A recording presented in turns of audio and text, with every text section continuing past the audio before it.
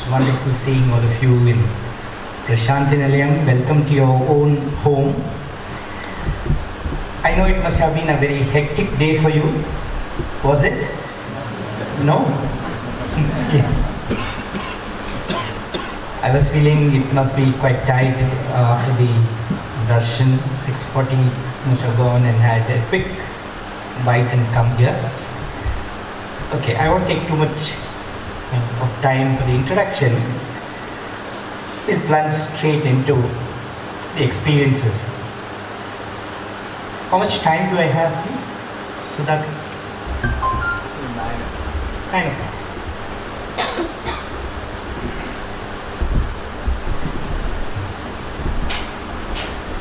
It's an occupational hazard to give a lecturer the mic. And therefore, I think they normally present, Swami normally presents us with this watch, so that we remember that we have to keep to the time. And generally devotees, same other people give us calendar. We're not sure we'll stick to the watch, at least the calendar does it.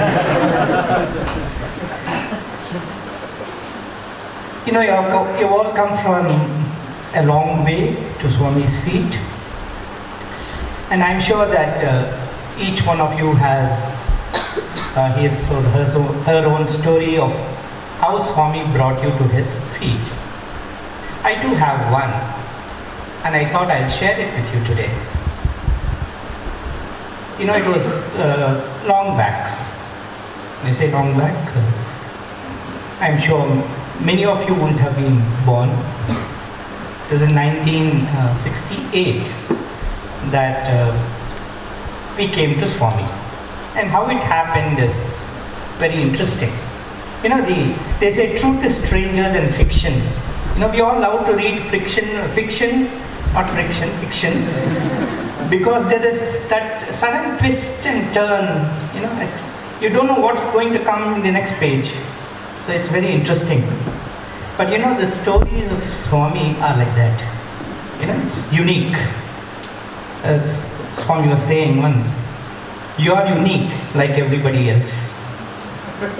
You are unique like everybody else. And that's how Swami brings us to him.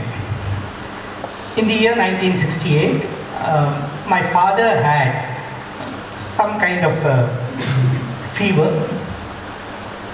And in those days, I'm talking about more than 50 years, 50 years back, medicine as it was practiced in India was very different from what it is today.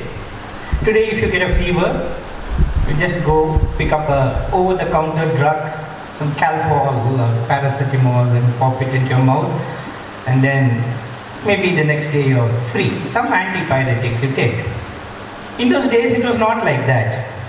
They had huge bottles of colored liquid, fluorescent liquid. It would be pink and green, something like that, water bottle, like that, fluorescent. And the doctors were also doctors who would treat you as a person. Today if you go to a doctor and say, "Doctor, I have ear pain," he will ask left ear or right ear, because he is specialized in only one of these. It was not like that those days. I always tell my students, it's lucky that you all don't become doctors, because you leave most of the things in choice. Suppose a patient comes to you and you operate him, okay, you cut him open, and thinking that he has a stomach problem but he has a spleen problem, you say, "Oh my God, I left it out in choice for the examination, I didn't study it." But in those days, doctors treated a person completely. We had the concept of a family doctor. You could go to the doctor for anything, whether it's a wheezing or a fever or a fracture or whatever. And he would have his own medicine for that. We had a family doctor. And this gentleman he was almost a part of the family. And so my father went to him and he said, "Oh, I'll give you some medicine." He wrote something, the doctors scribble like God, you can't make out what they write.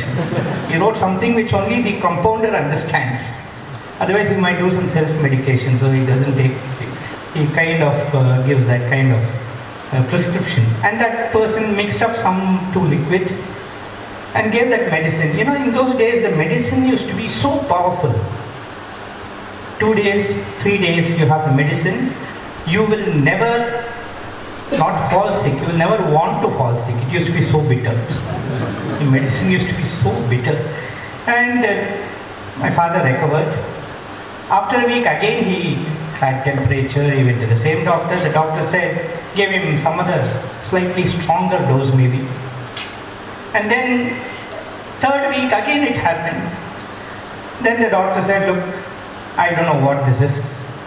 I will refer you to one of my friends who is a specialist. And so my father went to that specialist. He examined him, and you know, he had a silver jubilee clinic. That was the name. You know, silver jubilee means 25th anniversary. On some 25th anniversary, he had inaugurated that. Okay. So silver jubilee clinic, and my father went there, and he examined. The doctor examined him and said, you know, you have to take a tissue for biopsy. And come next week, come for the result. So my father went the next week for the result, and the doctor said, oh, you know, I have some shocking news for you. You know, they say a patient went to a doctor and said, the doctor said, you know, I have good news and bad news. Which do you want first? The patient said, doctor, good news, please. And he said, the good news is, you have 1 month to live. Oh my God, if that's the good news, what's the bad news? The bad news is I should have told you 3 weeks back. Okay. So he went, the doctor said, you know, just a matter of few days, you know, I will refer you to one of my friends who's a brilliant surgeon. You know, he's a FRCS from England, from London, and he can treat you.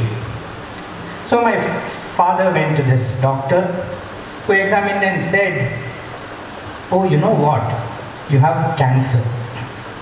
You know, in those days, cancer was like, if somebody says you have cancer, it's like start packing. One-way ticket, you know, start packing, you're going. And the surgeon said, no problem, you know, I can operate and you'll be fine. And so my father was admitted in the hospital, and the doctor did a procedure. You know, they do a procedure. How many of you know chemistry? How many of you have studied chemistry? Okay. In chemistry we have something called procedure, you know. As you go, you discover, like that. So they don't call it operation anymore, they call it procedure. Because the doctor is also finding the way along with you. So he operated on him, and he said, next week, review. The next week when he went, he said, oh, you know, I need to operate on you again. And so it just continued, you know, once, twice, thrice, 5 times, 10 times. Okay, and then after 25 operations, the doctor realized that it was little too late. And so he called my sister. My sister was also a doctor, was studying to be a doctor. And he said, you know, sometimes, in spite of our best efforts, we cannot save the patient. And in this case, it happens to be your father. I've done all that I can, so better take him home.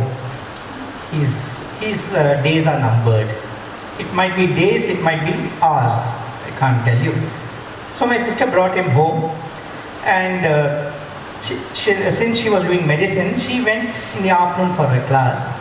And she was very depressed because we have 4 children, and she was the eldest, and she herself was a student. I was barely, I think 9 years or something at that time. So then, after that, when in the afternoon, a classmate of hers came to her and said, you know, Kamakshi, I know what's the problem. I know somebody who can cure your father. Come, we'll go. And she brought my sister to Whitefield. You know, Whitefield is it's away from Bangalore. Now it's almost like a suburb, and it's about 30 kilometers, 25 kilometers from the city market where the Bangalore Medical College is. And they had darshan, they came back home. You know, Bangalore was very conservative those days. You know, young girls would not come late after 7 o'clock and so on. So when my sister came late, my father asked, what happened, why are you late? And she said, I went and saw God. That's what she said. Without any introduction. My father was shocked that she had come late and shocked that she said something like that. And she said, Appa, don't worry. He can cure you. You also come with me. And my father, typically said, nonsense. I don't believe all this stuff. I have been worshipping God throughout my life. I've not been an atheist or somebody who opposes God. I've always worshipped Him. And if the God in the altar, whom I have worshipped for about 50 years, would not save me or cannot save me for whatever reason, then importing a God at this juncture into the altar will make no difference. He is not going to save me, and why should he? That's what he said. My sister tried her best, because it was a question of father was the only breadwinner in the family, and if father goes, who is there to take care of the family? That was the point. Father said, nothing doing, I am not coming. But when Swami decides to save you, he decides to still save you. Struggle how much you might, he has decided to save you. And so a few days later, there was a letter from the director of that central government concern where he was working, who said, for 6 months you have not come to the office. So come this time and pick up your salary check. We don't know whether you are receiving it or somebody else is receiving it. So my father had to go to the office. In those days, there were not too many cars in Bangalore, and we were a middle class family, so he had to catch the public transport and go there. It was almost like he had to catch 3 buses to reach his office. And he was very tired when he went there. The director called him and asked him, how are you, Tyagaraj? So he said, sir, on the brink, any moment now, the doctor says. And then the director asked, how did you come? He said, sir, I came, I had to catch 3 buses to reach here. Then that man said, I'm new to Bangalore, I'm from New Delhi, the capital of India, I'm from there. There is this professor who has come from abroad who wants to see someone called Sai Baba. So why don't you take him? So my father was very happy because what followed was the director said, on the way back, the office car can drop you at home. It's a package offer. You do something, we do something for you, like that. You take this man to the Sai Baba's place, and the office car will drop you at home. My father agreed more because the office car was going to drop him. So he went there, and then what happened when they entered, Swami had already finished darshan and he was going inside. And you go to a place with a lot of hope that maybe Sai Baba can save me. Maybe that's why he has again come back into the conversation, like that. And then what you see his back retreating from you. How would you feel? My father felt very depressed, sad. The other gentleman said, why don't we sit here for some time? It's so calm and peaceful and green. That was a time when Bangalore was green. Okay. So they sat down for some time, and some Sevadal volunteer came and said, Baba doesn't come now, he comes only in the evening, so you can go. But they said, no, we'll just sit for a few minutes. And they continued to sit there. After 5 minutes, only the gates opened and Swami came out. And Swami was walking very fast. The walkway there is like an arch in those days, like that. And it is like a bow. And Swami is walking like along the string, straight to where they were sitting. And even as he was about 10 feet away, he was talking something. And because he was talking, my father's immediate reaction was, he looked at this friend. He is the devotee. So he must be speaking to him. But Swami is talking in an Indian language. And that man was from Europe. Not much chance that he knew Kannada. He was a European. And Swami was asking, why did you have 25 operations? That's how we began. Why did you have 25 operations? And then he said, the doctor is saying you'll die of cancer. You will not die of cancer. Here, your cancer is cancelled. And Swami created vibhuti, gave it to him and said, eat it. So my father ate that prasadam.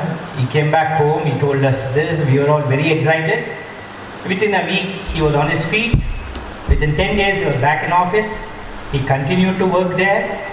He retired from service. Swami gave him a chance to work in Sanatan Sarthi Press. He continued to be in Prasanthi Nilayam, and he lived for 39 years after that.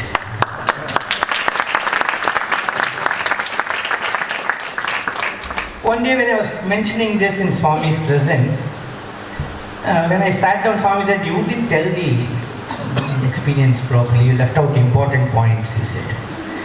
You know, I have told this experience hundreds of times in Swami's presence.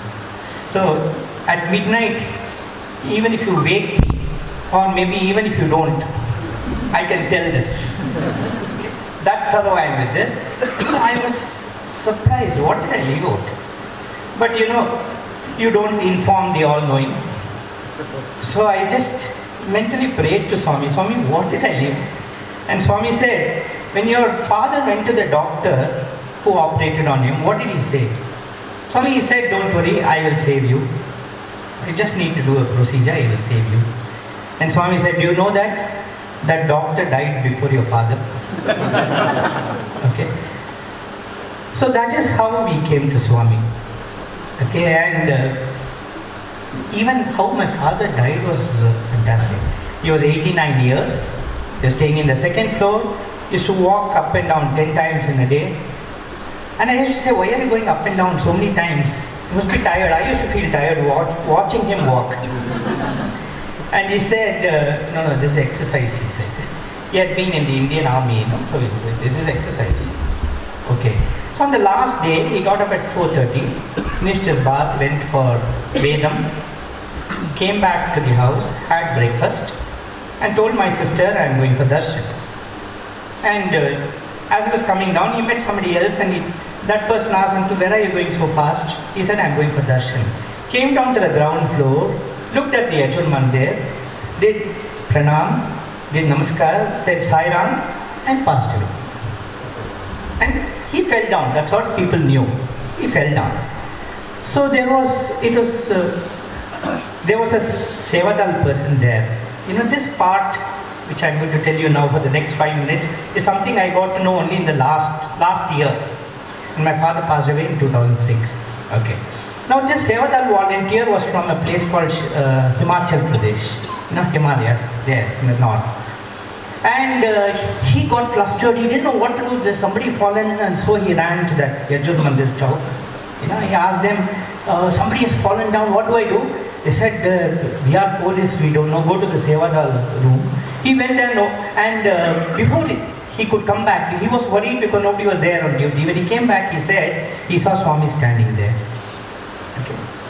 And Swami turned to him and said, why are you so worried? Everything is arranged. Don't worry. And Swami asked this gentleman, what do you want? He said, Swami, I want moksha. Maybe he saw my father, felt, I want moksha. And Swami said, give up attachment will get moksha. And then Swami created a lingam and gave it to him. And said, take this. And so this gentleman, after that 2006, he had never met us. Last year he came for seva. And as my sister was passing that way, he called her and said, are you not Tyagarajan's daughter? She said, yes. He said, you know, I was present when your father passed away. I was on duty here. I want to tell you something. And then he told this entire thing. So my sister rang me up and she said, you know, something fantastic. You know, I met the person who was present and Swami had come. You know, I didn't know about it till that time. I said, oh, Swami had come, very nice. Did you get that person's address? She said, no. Did you get his email ID? No. Did you get his phone number? No. I said, hey, Such a valuable piece of information. I would like to hear from him, okay, what actually happened. And she said, I'm so sorry I didn't get all this, because I was so ecstatic hearing this that I ran to class. She's a primary school teacher. She ran to class. When she came back, he had already left for Himachal Pradesh. And so last year we went to Himachal Pradesh, and he was in a village. We didn't know from where he was. We tracked last year who all had come for Seva from Himachal Pradesh, found out the name of this person, used Google Maps and went to his village. And I met him, spoke to him, and then he showed me that lingam which Swami had given. I am a scientist, I wanted some evidence, if you want. So that is how, this is what happened at that time. And my sister was in the room. She was making dosas at that time. So somebody went up and told her, your father has fallen down. And it had taken some time for that person to find out from which his room was. And so when she came down with a glass of water, sprinkled it on him, and there was no reaction. And as she was wondering what to do, somebody comes with a stretcher. 2 people. She asked, for whom is this? They said, an ambulance has come to park just now, and we found somebody has fallen, so we brought the stretcher. So within maybe about 5 minutes of his falling down, or maybe 10 minutes, so he was taken a stretcher to the general hospital, and they said, yes, passed away. So this is how, when I was speaking in Swami's presence once, I said, when you pray to Swami, when you serve him, what happens? He takes care of your welfare. Okay, he also takes care of your farewell. Okay, so that's how we came to Swami, and after that our whole family became Swami's devotees. All of us work in Swami's institutions. My eldest sister is a doctor in the super specialty at Brindavan. Second sister is a primary school teacher. The third sister is a librarian in the super specialty at Brindavan and at Bangalore, and I am here. So this is how we came to Swami. I have lots of stories to tell you, but I will just try to confine myself to 2, 3. Because time is limited. Yes? You must tell that. Yeah, I will. That's very important. Yeah, see, when we joined Swami's college, I joined Swami's college, and like all students, you have some fears, right? My pet fear was mathematics. You can see many of you sympathize with me, empathize with me. There was a professor, senior professor, who was teaching mathematics, and he had near vision. You could see only people in the front bench. He used to teach so well, but I was always a backbencher. And he would ask, have all of you understood? And typically it happens in any classroom that the front bench is occupied by people who understand, right? And they shake their head so much that the teacher thinks whole class is understood. I had some classmates like that. We used to call them specimens. And this teacher was convinced that we are thorough with mathematics. Nothing entered. But the beautiful thing was, when I joined Brindavan, the strength of the hostel was 60. Okay? And we used to stay just next to Swami's Mandir. And on almost every day we could go up to Swami's room. Just outside Swami's room there's a long corridor. We used to stand there 5:30 in the morning, and Swami would open the door, and first thing you would see us. Okay. So on the exam day, mathematics exam day, gone there, I was thinking, I'll go and take Swami's Namaskar. Okay? Because that's the only thing which can save me, I know that. I went up, and always full of surprises Swami is. There was somebody whom Swami is scolding. He was a caretaker of the ashram, Ram Brahma. Swami is scolding him, and Shiva, Ruddham. Okay. Rudrakar, it was Swami was scolding him in Telugu, and my Telugu was not very good at that time. It's not still not very good, but it was worse at that time, my understanding. And so all that I could make out was Swami was firing him. And suddenly I entered and Swami said, "You come here." I also was included in that bracket. And Swami said, "How much money do you get from home?" I mean, out of the box, some question like that. I said, "Swami, 100 rupees. I don't know how much 100 rupee translates in your currency. Today, if you give 100 rupee to a beggar, he'll give it back to you and say thanks." I mean, that is the value of 100 rupees. Those days, when I said 100 rupees, Swami said, "What? 100 rupees a month? What do you do with so much money?" It was not so much money, believe me, it was just one note. I said, "What do you do with that?" I said, "Swami, mess bill, 65 rupees. So Swami said, "Okay, fine. What about the other 35 rupees? I tried so many things." Swami, haircut, I said. "How many times do you have in a month?" He said. "Only once." Then hair oil, and then soap. Soaps also used to be so cheap those days. It was such a big headache. How many cakes of soap do you use in a month, Swami said. Didn't have to answer our you can make out from the complexion itself. So I didn't say anything.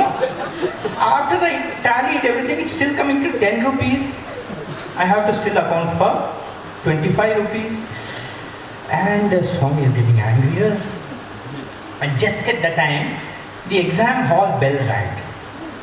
I was so relieved that the exam was starting. And Swami looked at me and said, "You have exam today?"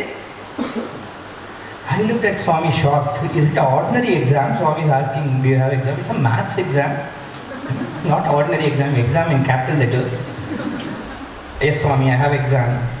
"Did you have breakfast?" He said, "No, Swami." "Go to the hostel, have breakfast, and go to the exam hall," he said. Exam hall was just next to Swami's mandir. Okay. So I went to the hostel. We obey Swami. Whenever he says things like this, importantly, go and have breakfast. More interesting things than exam, right? So I went there, finished breakfast, went to the exam hall, 20 minutes late. And my maths teacher was standing outside sweating. He thought I had given up the battle before it began. And he said, "What happened? What happened?" I said, "Sir, long story, I'll tell you later." So I went inside. That year, whoever sent the question paper must be a very, very good person, because he said 8 theorems. Theorems are something that you can get by heart and vomit. So I said, "Wow, I can answer this. I can handle this." And I started with the first one. And as you write these answers, these mathematicians have some weird ideas. They put some booby traps here and there. There was one thing like, let x be equal to something. Okay. Let x be equal to, what is that something? I didn't remember. For the next 15 minutes, I was trying to figure out what that something was. And then I realized that it was almost 15 minutes. Okay, and I had not answered even one question. So I went to the next question. Okay, I went to the next question, but my mind was with the first question. So spoiled the second question. Went to all the questions, and by the time I came to the last question, the final bell rang and the invigilator asked for papers. I looked at my paper full of fractured theorems. And I thought, my gain is your loss, and gave it to the examiner. He took it. And then what happened? I knew that it's going to be very, very tough. As I was coming out, I found the maths teacher still waiting. And he said, "Ravikumar, how did you do your paper?" I said, "Sir, I'm very touched." He said, "Why?" I mean, maths papers don't touch you, right? I'm touched. "Why?" He said, "Sir, you came to the exam hall before me, and you waited three hours to ask this question." He said, "No, it's not like that. You got me wrong. I asked you this question because if you pass, we'll get 10% result." That's why he asked. So then I sat with him and we went over the whole question paper, and I told him, sir, this question I answered this much, this question I answered this much. At the end of it, I just looked at him and said, sir, will I pass? Even the thought of it makes me think. So he took out his handkerchief and wiped his brow. He said, no, Ravikumar, 40,000 to 50,000 students write this paper. I don't know who is going to correct your paper. But I can give a generic answer. Like, if the person who corrects your paper on that day has not been scolded by his wife, troubled by his children, has not got stuck in a traffic jam, and he sees your paper, he may even give you 35 marks. 35 was like the brink. And how many conditions? Environmental conditions have to be satisfied. So I thought, gone case. That summer, Swami took me with him to Mumbai. We had put up a drama called Bhajagovindam there. And Swami is extremely happy with our performance. So on the last day, he took us for sightseeing in a bus. We went around the entire place and Swami showed us various spots and all that. As Swami is getting down, Swami looked at me and said, you come to Patti. So I was very happy. Came to Prasanthi Nilayam. And then Swami called me for an interview. And in the interview, Swami asked me, what do you want? I'm sure if Swami had asked you that question, he would have asked for moksha or something like that, right? And I asked something like that only. I said, Swami, I must pass in mathematics. For me, that was like God stretching himself to give a boom. You couldn't expect more than that. Swami, I must pass in mathematics. Swami said, that's done. What else? I said, I don't want anything more. That was the ultimate you can ask God at that moment. 1 month later, the results came. Our principal gave all the marks card to Swami, and Swami would read our names and give us our marks card. He read my name. He said, Ravikumar, and gave me marks card. I looked at the marks card, and seeing me open mouth, Swami asked, Chusava, did you see? Yes, Swami, I have passed. I said, no, see your mathematics marks. He said. It was 53. Swami said, how? You answered only for 35 marks. How did you get 53? I said, you did something, Swami. And he said, yes. You wanted to save me. Okay. Later on, after that was in 11th standard. After 12th, I had to choose a subject. And the choice was between maths, physics, chemistry combination or bioscience combination. Now this bioscience combination was very, very tricky because I had an unusual talent. They have something called dissections. In pre-university class, when I used to do a dissection, it is always found miraculously that if I was operating on a frog, for the nervous system, the brain was missing. For the circulatory system, heart was missing. And so there was a classmate of mine who is now a doctor, Dr. Sundarajan. He told me, Ravikumar, you better not become a doctor. I said, why? He said, because human beings have tongue, they can speak. This poor frog cannot speak. And they'll put you in jail if you operate like this. And so bioscience was a terror for me. Not for me, for the frog. My bioscience was a terror for the frog. And mathematics I had already drowned once, been lifted by Swami and put on the bank. So I didn't know what to do. So what should I choose? So best thing is I thought I'll go and ask Swami. I went and asked Swami, without batting eyelids, Swami said, mathematics, please go. Take mathematics. And so that's how I landed in that maths, physics, chemistry combination. Because I must tell you this, not with a sense of pride, but with a sense of awe at Swami's omnipotence. The first year I had failed in maths, and when I joined the degree, I got a university rank, with mathematics. I was very proud, I went outside Swami's room. Swami came and asked, what's the matter? What do you want? I said, Swami, Pada Namaskar. Enduku? Swami said, why? Swami, I have got a university rank.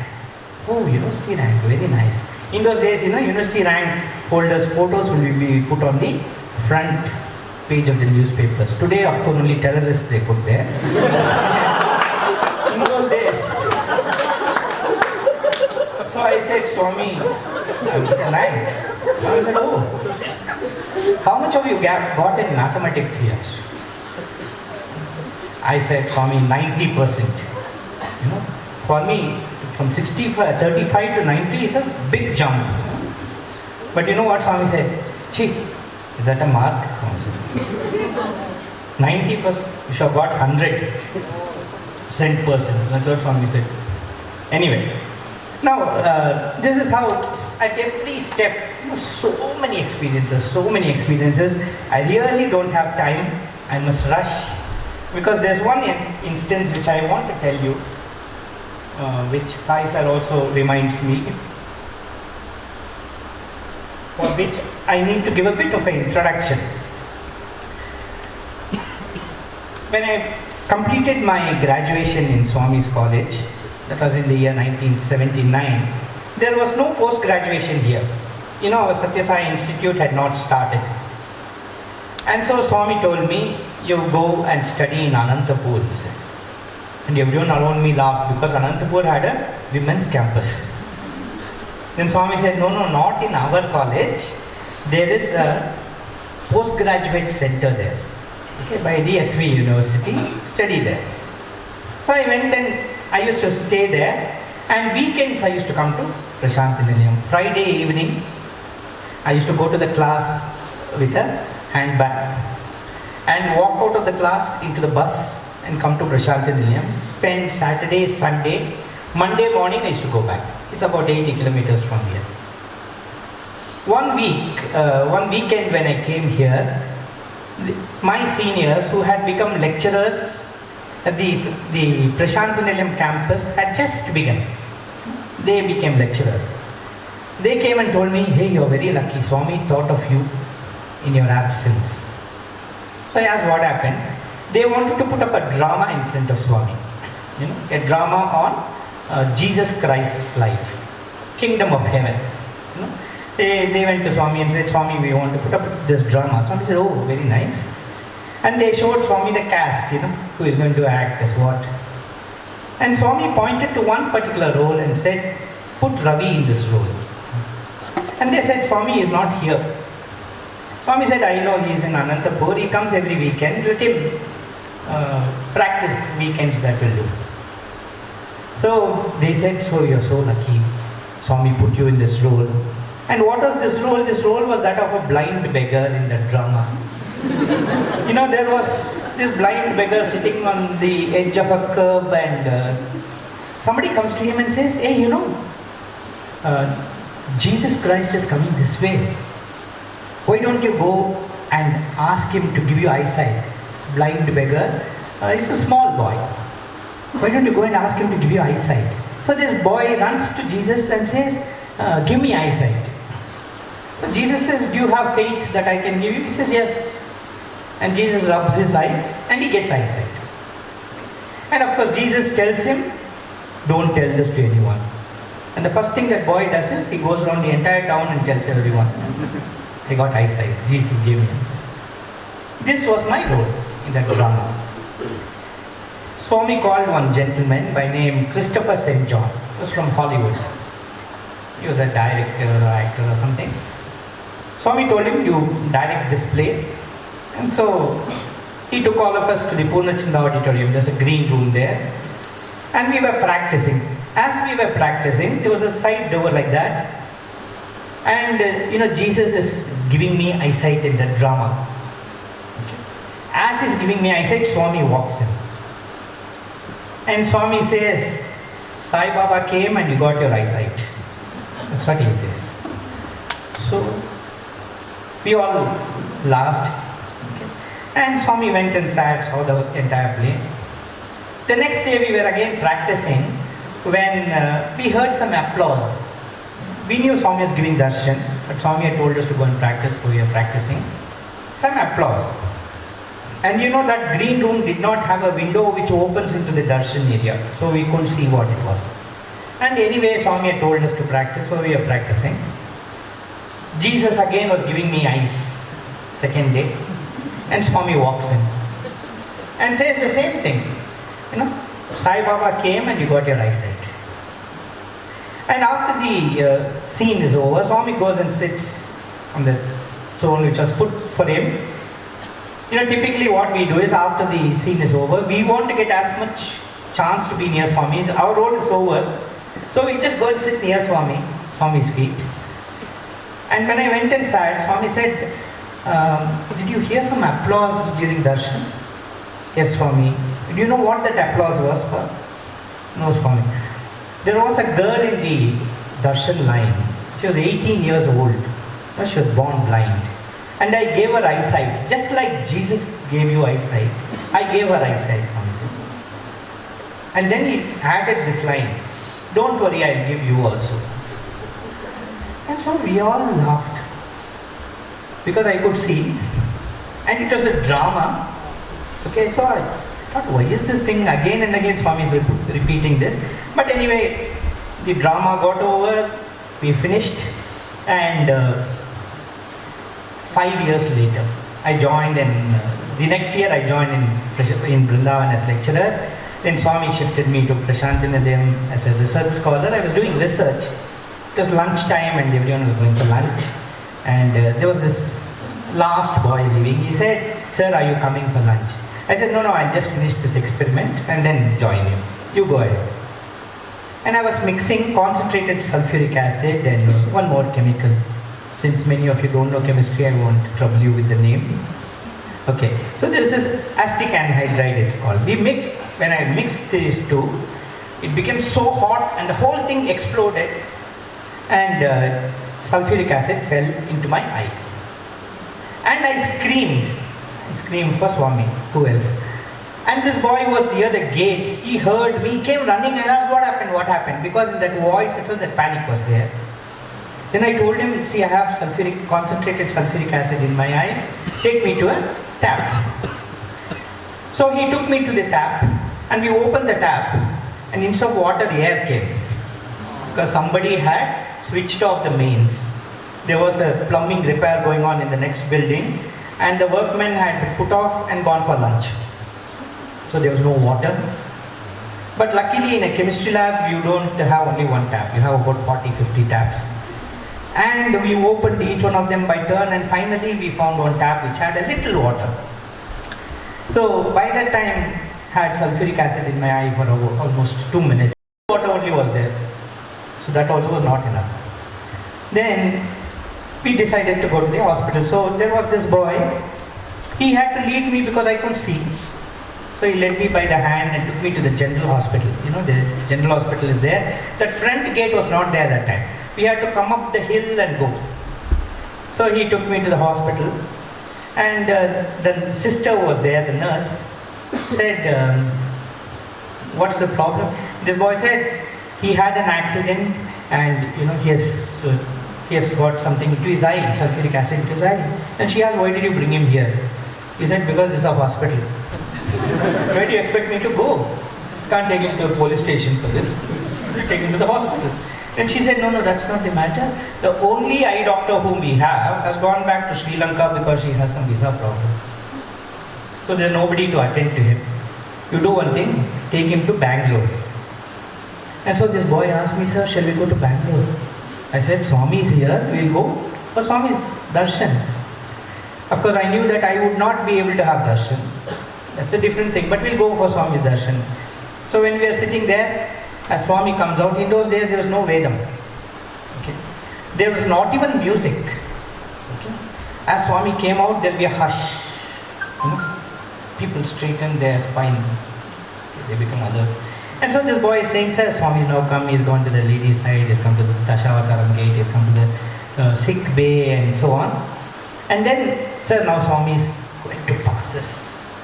As Swami goes, I can hear the rustle of Swami's robe. I can't see him. And then the elders told Swami, he had an eye accident and all that. Swami gave me 3 packets of vibhuti and he said, take this. Okay, from now onwards take it for 3 days. So I took that vibhuti, mixed it in water and drank it for 3 days. The third night, I've licked all the vibhuti available. Okay, and still I can't see. You can imagine how miserable I would have felt. Going to studies itself is not very exciting always, right? After having waded through mathematics and chemistry and physics and all for so many years, you are finally at the time when you feel you can do something for Swami. My desire in life was, Swami has done so much for me, let me serve Swami.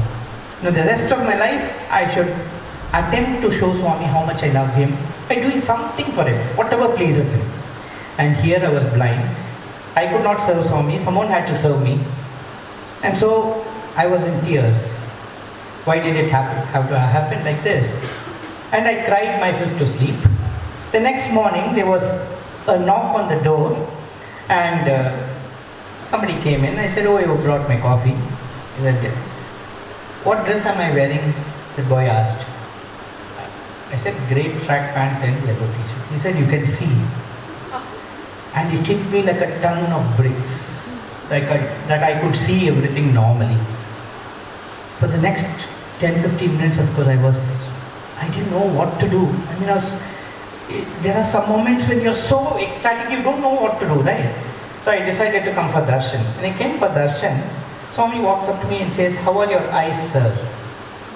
And when you're very happy or very sad, your tongue doesn't speak, your eyes do. Right? So I cried and Swami said, that's all right. Go to Bangalore, get yourself a pair of spectacles and wear spectacles from now onwards in the lab. And then he said one scary sentence. He said, be careful next time. Once was bad enough. I am not going to specialize in this. And then it happened that after 5 years, one day, as I was running through I'm running through the speech also, 2 minutes left. I was filtering something and I had applied suction with a new pump whose power I didn't know, and the whole thing imploded and I got acid into my eye again. This acid was more powerful, it was like 70 degrees, chromic acid. And as it fell, as the drops fell, I could feel my shirt getting eaten up. That powerful acid. Luckily people who were around me, they took me to the tap, water was there in the tap, we washed. Then we went to the doctor. Eye doctor was there. And she examined me and she took the boy who brought me to the next room and said something to him. And when he came back, I asked him, what did the doctor say? She said everything is okay. I said everything can't be okay because it's never so, it's never burning like this. And then he said, I told him Swami will ask me, so tell me the correct thing. And then he said, the doctor said, you lost your eyes, nothing can be done, take him to Bangalore. So shall we go to Bangalore? I said, no way, going for Swami's darshan. Just sitting in the portico with all that bandage and all, and Swami saw me and I could hear Swami's feet running towards me. And Swami said, what happened, what happened? And then he said, careless boy, I told you to be careful. Then he created vibhuti, gave it to me and said, eat it. Tomorrow go for changing your dressing. The next day when I went, the doctor opened the dressing and she had some microscope, telescope, I don't know what it is. She looked into my eye, took me outside, looked into my eye, brought me inside, examined me outside, inside 3-4 times. And then finally she said, something is wrong with my eye. Then I said, what happened? She said, yesterday you had nothing and today your eyes are fine. Then I told her, Swami gave me vibhuti yesterday. And that is how today you see me here, standing in front of you and talking. When somebody gives you your handkerchief, you have dropped it and somebody picks it up and gives you, you say, thank you. But if somebody gives you back your eyes, what do you tell him? You tell somebody who has given you something who means so much to you, I think one life is not enough to repay your gratitude to that Swami who means so much to all of us. I offer my humble pranams. Thank you, SYAA.